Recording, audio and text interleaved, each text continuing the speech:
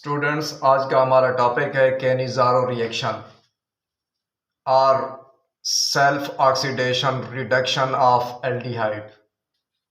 Cannizzaro reaction या हम इसको self oxidation reduction of aldehyde भी कहते हैं। तो सबसे पहली बात तो यह है कि हम कैनिज़ारो रिएक्शन की टर्म एंड कंडीशंस की बात करते हैं कि कैनिज़ारो रिएक्शन किन कंपाउंड में और किन हालात में वाक़ होता है।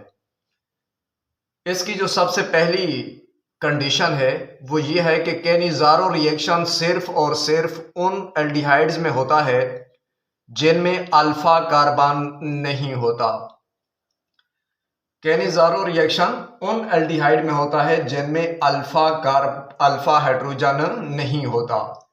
तो सबसे पहली बात तो यह है कि अल्फा हाइड्रोजन कौन सा हाइड्रोजन होता है। अल्फा हाइड्रोजन हम उस हाइड्रोजन को कहते हैं जो अल्फा कार्बन के साथ जुड़ा हुआ हो। किसके साथ जुड़ा हुआ हो? अल्फा कार्बन के साथ जुड़ा हुआ हो। अब यहां पर जो हमने कंपाउंड लिया हुआ है ये हमारे पास है फॉर्मल्डिहाइड। तो यहां हम देखते हैं कि हमारे पास अल्फा हाइड्रोजन नहीं है, अल्फा हाइड्रोजन नहीं है। तो ये इसकी पहली जो है वो शर्त है। उसके बाद दूसरी शर्त ये होती है कि ये कंसंट्रेटेड बेसिक मीडियम में होता है, यानी कि सोडियम हाइड्रोक्साइड जो है वो हमारे पास कंसंट्रेटेड होना चाहिए। चाहे सोडियम हाइड्रोक्साइड हो या पोटेशियम हाइड्रोक्साइड हो, कोई भी बेस हो तो वो कंसंट्रेटेड होना चाहिए। ये इसकी दूसरी शर्त है। उसके बाद तीसरी शर्त जो है, तीसरी शर्त हमारे पास केमिकल रिएक्शंस है। तो केमिकल रिएक्शन जब हम देखते हैं तो इसमें हम देख रहे हैं कि हमारे पास एल्डिहाइड के फॉर्मल्डिहाइड के दो मॉलिक्यूल हैं। इनमें से एक मॉलिक्यूल की ऑक्सीडेशन होती है और एक मॉलिक्यूल की जो है वो रिडक्शन होती है। एक मॉलिक्यूल की ऑक्सीडेशन और एक मॉलिक्यूल की रिडक्शन होती है, इसलिए हम इसे सेल्फ ऑक्सीडेशन और रिडक्शन रिएक्शन भी कहते हैं। अब हम अच्छी तरह जानते हैं कि जब हम एल्डिहाइड की ऑक्सीडेशन करते हैं तो उसके नतीजे में हमें कार्बोक्सिलिक एसिड मिलता है, और जब हम एल्डिहाइड की रिडक्शन करते हैं तो हमें अल्कोहल मिलता है। ये हम पीछे पढ़ भी चुके हैं। यानी कि जब हम एल्डिहाइड की ऑक्सीडेशन करेंगे तो हमें कार्बोक्सिलिक एसिड का साल्ट मिलेगा, और जब इसकी रिडक्शन करेंगे तो हमें मिथाइल अल्कोहल या कोई भी दूसरा अल्कोहल मिलेगा। तो यहां हम चले शुरू करते हैं, इस रिएक्शन को देखते हैं कि ये रिएक्शन कैसे होता है। यहां हमने जो है वो दो मॉलिक्यूल लिए फॉर्मल्डिहाइड के और इनको हमने रिएक्शन करवाया सोडियम हाइड्रोक्साइड की मौजूदगी में, तो हमारे पास मिथाइल अल्कोहल बना और उसके बाद सोडियम फॉर्मेट बना।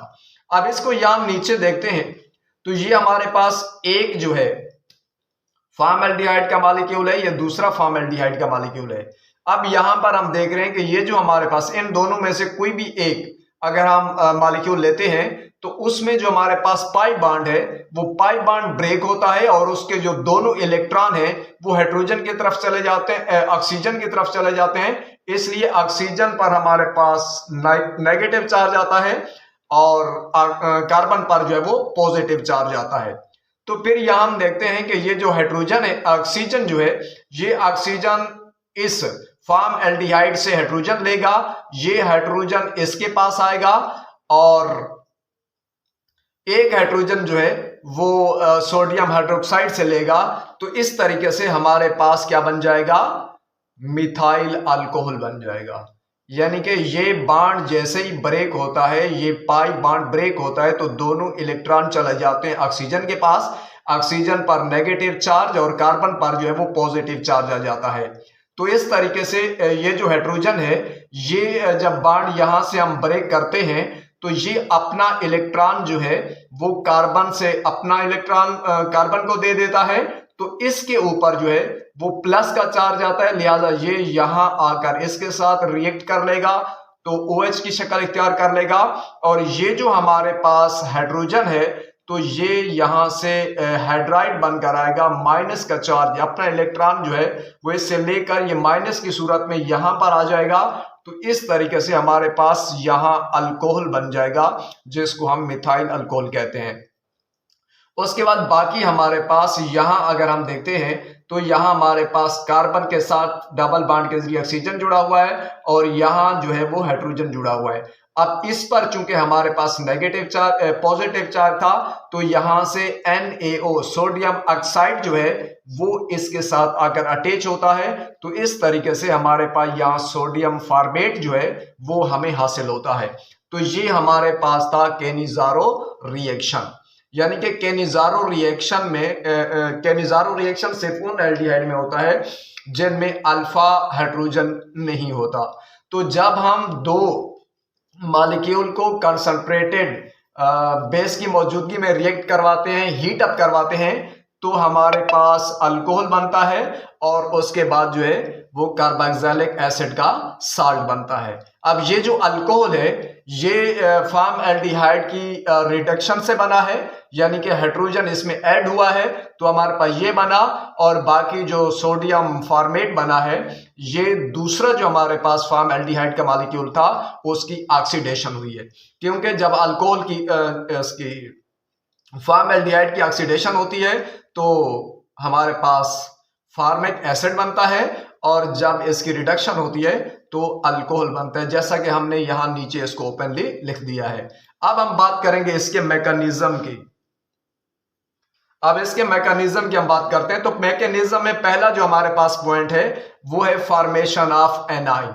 अब ये हमारे पास फॉर्मल्डिहाइड है, जब ये रिएक्ट करेगा OH आयन के साथ, तो OH आयन जो है वो यहां जो ये पाई बॉन्ड है, ये पाई बॉन्ड यहां से ब्रेक होता है, ये दोनों इलेक्ट्रॉन जो है वो ऑक्सीजन पर चले जाते हैं, जिसकी वजह से ऑक्सीजन पर माइनस का चार्ज और जो कार्बन है कार्बन पर यहां प्लस का चार्ज आ जाता है। तो प्लस का चार्ज आने की वजह से ये जो OH आयन नेगेटिव की सूरत में है ये यहां कार्बन पर अटैक करता है। तो इस तरीके से हमारे पास मेथ ऑक्साइड आयन बनता है।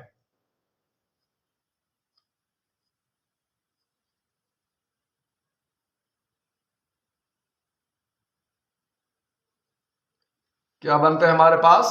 मेथ ऑक्साइड आयन बनता है। ये हमारे पास बन गया एनाइन।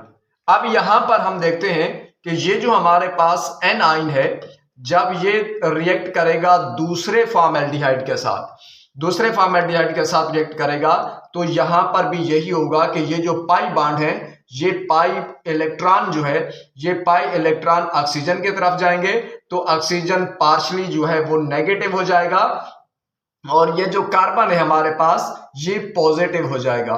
तो फिर यहां से जब बॉन्ड ब्रेक होगा तो ये हाइड्रोजन अपना इलेक्ट्रॉन कार्बन को देकर ये नेगेटिव बनकर इस तरफ आ जाएगा। जब इस तरफ यहां इसके साथ रिएक्ट करेगा तो यहां तीसरा जो है वो हाइड्रोजन इसके साथ मिल जाएगा।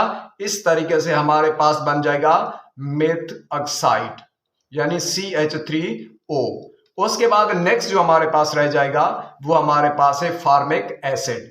अब यहां पर हम देखते हैं कि ये हमारे पास कार्बन है। अब जब ये बॉन्ड यहां से ब्रेक होगा, यहां से ब्रेक हुआ, तो हाइड्रोजन ने इलेक्ट्रॉन इसको प्रोवाइड किए, तो ये दोबारा ऊपर की तरफ जाके यहां डबल बॉन्ड बन जाएगा ऑक्सीजन के साथ। तो इसके साथ एक हाइड्रोजन अटैच है और एक जो है वो OH आयन यहां अटैच होगा। तो इस तरीके से हमारे पास फॉर्मिक एसिड बनेगा। क्या बनेगा? Formic acid. अब उसके बाद जो हमारे पास तीसरा स्टेप है उसमें मेथ ऑक्साइड जो है वो फॉर्मिक एसिड के साथ रिएक्ट करता है। जब फॉर्मिक एसिड के साथ रिएक्ट करता है तो यहां से ये बॉन्ड यानी कि जो हाइड्रोजन और ऑक्सीजन के दरमियान मौजूद है ये बॉन्ड ब्रेक होता है, और ब्रेक होने के बाद जो पाई इलेक्ट्रॉन है वो ऑक्सीजन की तरफ चले जाते हैं, जिसकी वजह से ऑक्सीजन पर माइनस का चार्ज आएगा और हाइड्रोजन पर प्लस का चार्ज आएगा। तो ये जो हाइड्रोजन है ये मेथ ऑक्साइड, यहां से जो दो इलेक्ट्रॉन थे पाई बॉन्ड टूटने के बाद या ऑक्सीजन ने हासिल किए थे, तो वो दो इलेक्ट्रॉन जो है ऑक्सीजन गेन करता है। तो ये हाइड्रोजन गेन करता है, तो हाइड्रोजन मेथ ऑक्साइड के साथ मिलकर मिथानॉल बनाता है। उसके बाद हमारे पास यहां से जब एक हाइड्रोजन रिप्लेस होता है तो यहां हमारे पास पीछे रह जाता है कार्बन, उसके साथ डबल बॉन्ड के जरिए ऑक्सीजन जुड़ा हुआ है। फिर एक ऑक्सीजन यहाँ सिंगल बॉन्ड के जरिए और हाइड्रोजन, तो ये हमारे पास बन जाते हैं फॉर्मेट आइन। अब उसके बाद नेक्स्ट स्टेप में क्या होता है कि हम फॉर्मेट आइन को जब सोडियम हाइड्रोक्साइड के साथ रिएक्ट करवाते हैं तो सोडियम का जो पॉजिटिव आइन है वो इसके साथ रिएक्ट करके सोडियम फॉर्मेट बनाता है जो कि एक साल्ट है, और उसके बाद सोडियम हाइड्रोक्साइड जो है, हाइड्रोक्सिल आइन जो है वो यहाँ सेपरेट हो जाते हैं, अलग हो जाते हैं। तो इस तरीके से हमारे पास ये जो मैकेनिज्म है ये इख्तिताम पजीर होता है।